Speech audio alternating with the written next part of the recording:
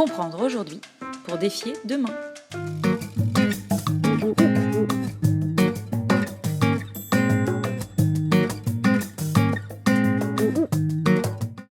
Ce qu'il faut bien comprendre, c'est qu'il existe deux sujets distincts en ce qui concerne la régulation des paris sportifs.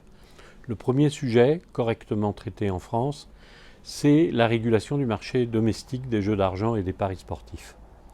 Au début des années 2010, la France a ouvert son marché à la concurrence, a voté un certain nombre de principes de régulation, a installé une autorité de régulation.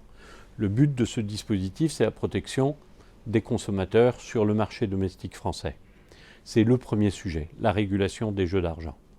Le second sujet, c'est comment préserver la sincérité d'une compétition sportive qui se déroule en France.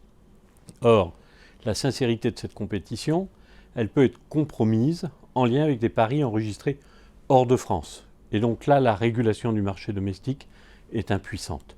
Ce qui doit être à l'œuvre, ce sont des mécanismes de coopération internationale. Or, force est de constater aujourd'hui qu'on a pris beaucoup de retard en ce domaine. Il existe une convention du Conseil de l'Europe qui a été adoptée en 2014.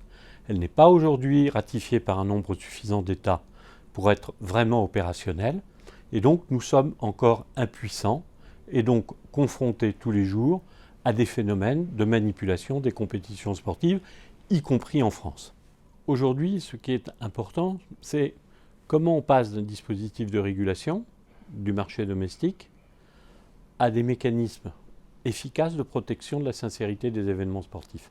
C'est tout l'objet des débats que nous allons avoir à l'occasion de cet atelier. Les pistes sont nombreuses. La piste idéale, c'est évidemment une coopération internationale. Elle est très longue à se mettre en œuvre.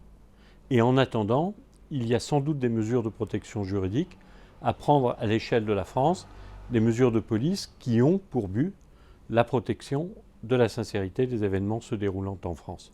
C'est de cela dont on va débattre.